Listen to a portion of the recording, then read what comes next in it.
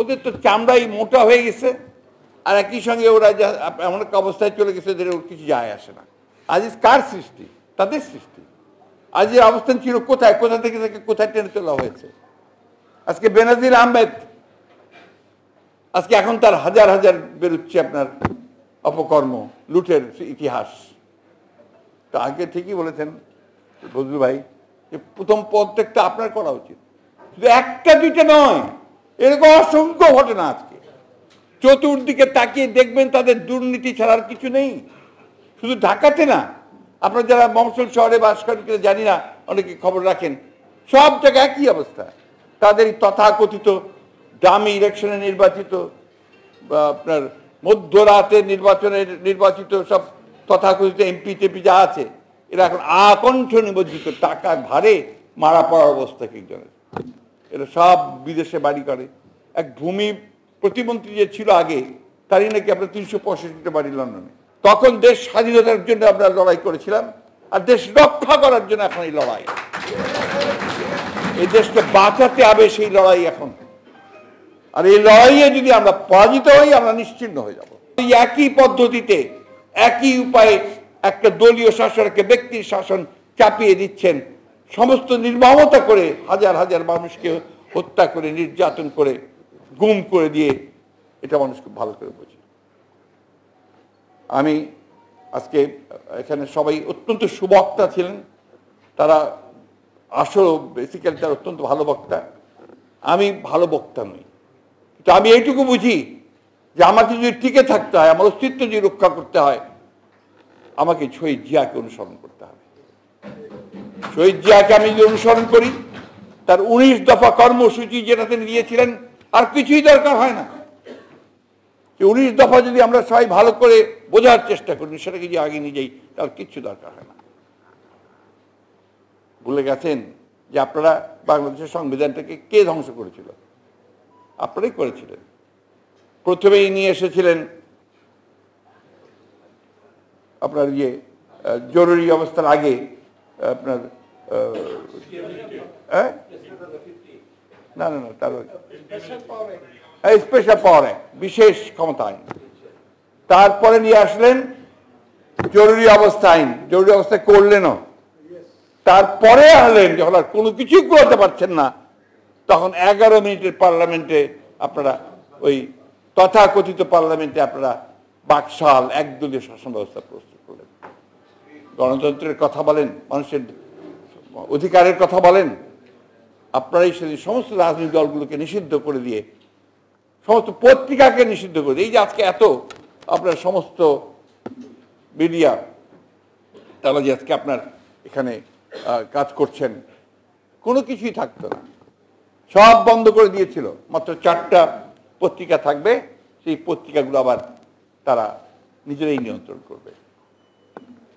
বন্ধুগণ, শুধু তলাবিহীন ঝুড়ি নয়, সত্যিকার অর্থেই একটা ডুবন্ত জাহাজকে টেনে তুলেছিলেন শহীদ প্রেসিডেন্ট জিয়াউর রহমান। আর সেই কারণেই তৎকালীন যিনি আপনার এখানে মার্কিন রাষ্ট্রদূত ছিলেন, তিনি মাহফুজুল্লাহর যে বইটা প্রেসিডেন্ট জিয়ার উপরে উনি লিখেছেন, তার এক জায়গায় কমেন্ট করতে গিয়ে তিনি বলেছেন, উইলিয়াম মাইলাম, তিনি বলছেন যে শহীদ জিয়া যদি 81 সালে নিহত না হয়ে 75 সালে নিহত হতেন, তাহলে এই দেশ একটা ব্যর্থ রাষ্ট্রে পরিণত হতো। এটা হয় আফগানিস্তান, নয় লাইবেরিয়া হয়ে যেত। আপনারা জানেন যে উনি আসার পরেই তিনি মানুষকে উজ্জীবিত করেছেন, পথে পথে মাঠে মাঠে ঘুরেছেন, খালে গেছেন, মাঠে গেছেন, সব জায়গায় গেছেন। তিনি প্রথমে যে কাজটা করার চেষ্টা করেছেন, কৃষি বিপ্লব করার শুরু করেছেন, খাল খনন কর্মসূচি নিয়ে এসেছেন। তিনি আজকে যে বিদেশিরা আজকে বাইরে আছে, আমাদেরকে রেমিটেন্স পাঠায়, আমাদের চাকরি করে শ্রমজীবী ভাইয়েরা, তাদের সবটাই শুরু করেছিলেন কিন্তু শহীদ প্রেসিডেন্ট জিয়াউর রহমান। গার্মেন্টস, যে গার্মেন্টস আজকে বাংলাদেশের অর্থনীতি চেহারা বদলে দিয়েছে, এটার সূচনা কিন্তু শহীদ প্রেসিডেন্ট জিয়াউর রহমানের থেকে।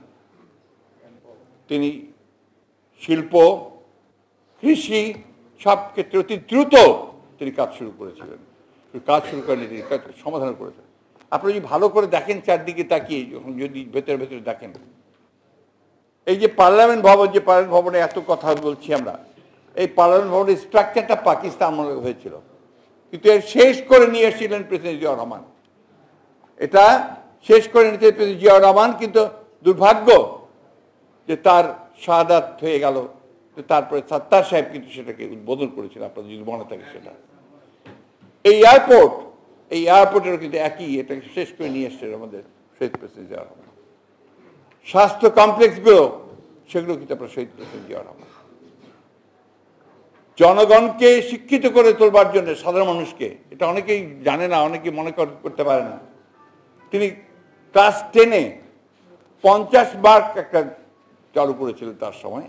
এই 50 মার্ক থাকবে একটা ছাত্রের, পাশ করতে হলে তাকে একজন মানুষকে শিক্ষা আদান করতে হবে, সাক্ষরতা জ্ঞান দিতে হবে, এর জন্য 50 মার্কস।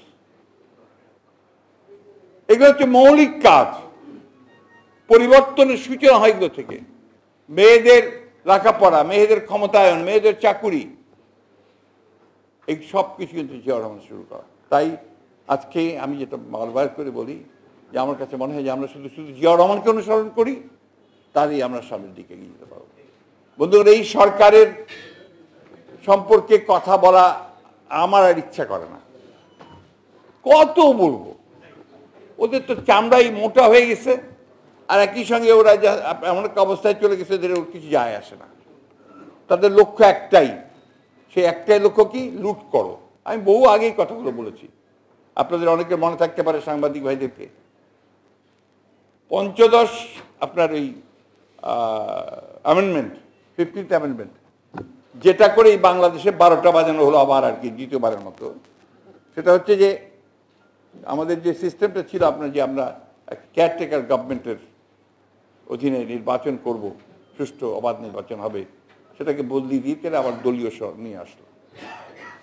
কেন আনা হয়েছিল আপনার কেয়ারটেকার গভর্নমেন্টের দাবিটা? আপনারাই তো এনেছিলেন, অন্য কেউ তো না। আপনারাই এনেছিলেন যে কেয়ারটেকার গভর্নমেন্ট না হলে, একটা নিরপেক্ষ সরকার না থাকলে নির্বাচন সুষ্ঠু হবে না। বেগম জিয়া, খালেদা জিয়া তো সমস্ত দাবি মেনে নিয়েছিলেন, এবং কত দূরদৃষ্টি সম্পন্ন ছিলেন যে তিনি সেটা মেনে নিয়ে এই দেশের মানুষকে তাদের যা প্রয়োজন সেটা দিয়েছিলেন, অর্থাৎ তাদেরকে ভোটের অধিকার তিনি তাকে নিশ্চিত করার চেষ্টা করেছিলেন, পার্লামেন্টে পাশ করে দিয়েছিলেন। আর তোমরা কি করলে? সেটাকে ধ্বংস করে দিলে। কেন? যে তোমরা ক্ষমতায় টিকে থাকার জন্য। আজকে সেই ক্ষমতাকে ভোগ করা এবং সেটাকে লুট করা, দেশটাকে, দেশের অর্থনীতিকে, এই একই কাজ তোমরা করে যাচ্ছ। আজকে যে আপনারা চিফ জাস্টিস, আপনার সেনাপ্রধান আজিজের কথা বলছেন, আজিজ কার সৃষ্টি? তাদের সৃষ্টি। আজিজের অবস্থান ছিল কোথায়? কোথা থেকে তাকে কোথায় টেনে তোলা হয়েছে? আজকে বেনাজির আহমেদ, আজকে এখন তার হাজার হাজার বেরোচ্ছে আপনার অপকর্ম, লুটের ইতিহাস। তো আগে ঠিকই বলেছেন বজলু ভাই, যে প্রথম প্রত্যেকটা আপনার করা উচিত, শুধু একটা দুইটা নয়, এরকম অসংখ্য ঘটনা। আজকে চতুর্দিকে তাকিয়ে দেখবেন তাদের দুর্নীতি ছাড়ার কিছু নেই। শুধু ঢাকাতে না, আপনার যারা মফস্বল শহরে বাস করেন কিনা জানি না, অনেকে খবর রাখেন, সব জায়গায় একই অবস্থা। তাদের তথাকথিত দামি ইলেকশনে নির্বাচিত বা আপনার মধ্যরাতে নির্বাচিত সব তথাকথিত এমপি টেপি যা আছে, এরা এখন আকণ্ঠ নিমজ্জিত, টাকার ভারে মারা পড়ার অবস্থা একজনের। এরা সব বিদেশে বাড়ি করে।